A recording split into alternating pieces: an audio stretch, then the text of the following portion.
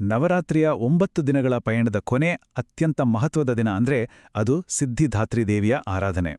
ಸಿದ್ಧಿದಾತ್ರಿ ಅಂದ್ರೆ ಸಕಲ ಸಿದ್ಧಿಗಳನ್ನ ಅಂದ್ರೆ ಪರಿಪೂರ್ಣತೆಯನ್ನ ಕರುಣಿಸುವವಳು. ಹಾಗಿದ್ರೆ ಈ ದೇವಿಯ ಕೃಪೆಯಿಂದ ಏನೆಲ್ಲ ಸಾಧ್ಯ? ಬನ್ನಿ ಒಟ್ಟಿಗೆ ತಿಳಿದುಕೊಳ್ಳೋಣ. ನೋಡಿ, ಇಲ್ಲಿ 4 ಪ್ರಮುಖ ಫಲಗಳನ್ನ ಹೇಳಲಾಗಿದೆ: ಜ್ಞಾನ, ಶಕ್ತಿ, ಸಂಪತ್ತು ಮತ್ತು ಮೋಕ್ಷ. ಇವು ಸುಮ್ಮನೆ ವರಗಳು ಅಂತ ಅಂದ್ಕೊಳ್ಬೇಡಿ. ಒಬ್ಬ ಮನುಷ್ಯನ ಜೀವನ ಪರಿಪೂರ್ಣ ಆಗಬೇಕಂದ್ರೆ ಏನೆಲ್ಲ ಬೇಕೋ ಅದೆಲ್ಲದರ ಸಾರಾಂಶ ಇದು. ಲೌಕಿಕ ಪ್ರಪಂಚದ ಜ್ಞಾನದಿಂದ ಶುರುವಾಗಿ ಆಧ್ಯಾತ್ಮಿಕವಾಗಿ ಸಿಗುವ ಮುಕ್ತಿಯವರೆಗೂ ಈ ಪಯಣಕ್ಕೆ ದೇವಿಯೇ ದಾರಿ. ಸರಿ, ಹಾಗಿದ್ರೆ ಮೊದಲನೇ ವಿಭಾಗಕ್ಕೆ ಹೋಗೋಣ.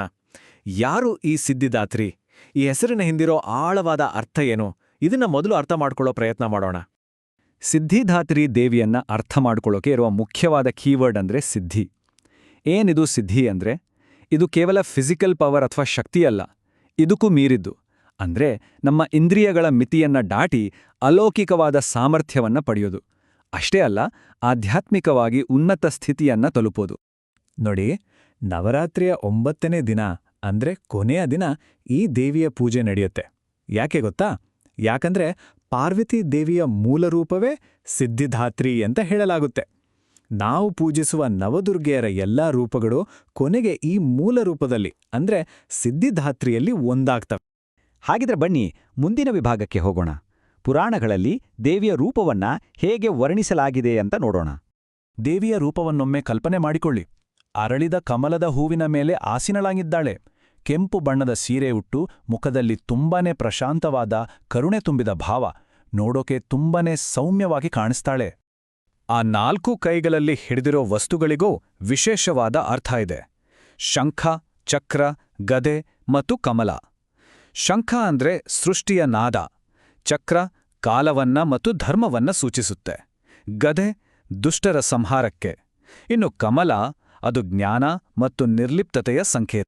ಸರಿ, ನಾವು ಸಿದ್ಧಿ ಅಂತ ಮಾತಾಡ್ತಾ ಇದ್ವಲ್ಲ, ಹಾಗಿದ್ರೆ ಆ ಸಿದ್ಧಿಗಳು ಯಾವು? ದೇವಿಯು ಕೊಡುವ ಆ ವಿಶೇಷ ಶಕ್ತಿಗಳು ಯಾವು?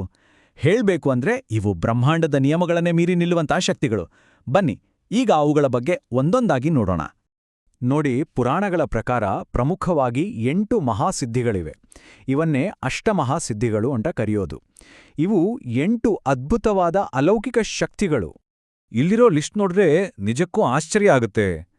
ಅಣಿಮಾ ಅಂದ್ರೆ ದೇಹವನ್ನ ಅಣುವಿನಷ್ಟು ಚಿಕ್ಕದಾಗೋದು, ಮಹಿಮಾ ಅಂದ್ರೆ ಪರ್ವತದಷ್ಟು ದೊಡ್ಡದಾಗೋದು, ಗರಿಮಾ ಅಂದ್ರೆ ವಿಪರೀತ ಭಾರವಾಗೋದು, ಲಘಿಮಾ ಅಂದ್ರೆ ಗಾಳಿಯಷ್ಟು ಹಗುರವಾಗೋದು. ಅಷ್ಟೇ ಅಲ್ಲ, ಪ್ರಾಪ್ತಿ ಅಂದ್ರೆ ಬಯಸಿದ್ದನ್ನು ಪಡೆಯೋದು, ಪ್ರಾಕಾಮ್ಯ ಅಂದ್ರೆ ಯಾವುದೇ ಇಚ್ಛೆಯನ್ನ ಪೂರೈಸ್ಕೊಳ್ಳೋದು, ಈಶಿತ್ವ ಮತ್ತು ವಶಿತ್ವ ಅಂದ್ರೆ ಎಲ್ಲರ ಮೇಲೆ ನಿಯಂತ್ರಣ ಸಾಧಿಸೋದು. ಯೋಚನೆ ಮಾಡಿ, ಇವು ಕೇವಲ ಶಕ್ತಿಗಳಲ್ಲ, ಇವು ರಿಯಾಲಿಟಿಯನ್ನೇ ಬದಲಾಯಿಸುವಂತಹ ಸಾಮರ್ಥ್ಯಗಳು. ಸರಿ, ಈ ಅಷ್ಟಸಿದ್ಧಿಗಳ ಲಿಸ್ಟ್ ನೋಡಿದ್ವಿ.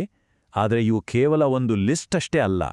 ಇದರ ಹಿಂದೆ ಪುರಾಣದ ಒಂದು ಬಹಳ ಮುಖ್ಯವಾದ, ತುಂಬನೇ ಆಳವಾದ ಕಥೆಯಿದೆ. ಅದೇನೇ ಅಂದ್ರೆ, ಈ ಎಲ್ಲ 8 ಮಹಾಸಿದ್ಧಿಗಳನ್ನ ಸ್ವತಃ ಸಿದ್ಧಿದಾತ್ರಿ ದೇವಿಯೇ ಪರಮಶಿವನಿಗೆ ನೀಡಲು ಅಂತ ಪುರಾಣ ಹೇಳುತ್ತೆ. ಶಿವನ ತಪಸ್ಸಿಗೆ ಮೆಚ್ಚಿ ದೇವಿ ಈ ಸಿದ್ಧಿಗಳನ್ನ ವರವಾಗಿ ಕೊಡ್ತಾಳೆ. ಹಾಗಿದ್ರೆ ದೇವಿ ಈ ಸಿದ್ಧಿಗಳನ್ನ ಶಿವನ್ಗೆ ಕೊಟ್ಟ ಮೇಲೆ ಏನಾಯ್ತು? ಶಿವನ್ನಲ್ಲಿ ಒಂದು ದೊಡ್ಡ, ನಾವು ಊಹಿಸೋಕೋ ಆಗ್ದಂಟ ಒಂದು ಬದಲಾವಣೆ ಆಯ್ತು.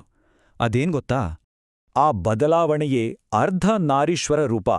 ದೇವಿಯಿಂದ ಸಿದ್ಧಿಗಳನ್ನ ಪಡೆದ ನಂತರ ಶಿವನ ದೇಹದ ಅರ್ಧಭಾಗ ದೇವಿಯ ರೂಪವನ್ನೇ ತಾಳಿತು. ಇದು ಪುರುಷ ಮತ್ತು ಪ್ರಕೃತಿಯ ಪರಿಪೂರ್ಣ ಮಿಲನ. ಇಡೀ ಬ್ರಹ್ಮಾಂಡದ ಬ್ಯಾಲೆನ್ಸ್ ಅಥವಾ ಸಮತೋಲನವನ್ನೇ ಈ ರೂಪ ಸಂಕೇತಿಸುತ್ತೆ. ಅದ್ಭುತ ಅಲ್ವಾ?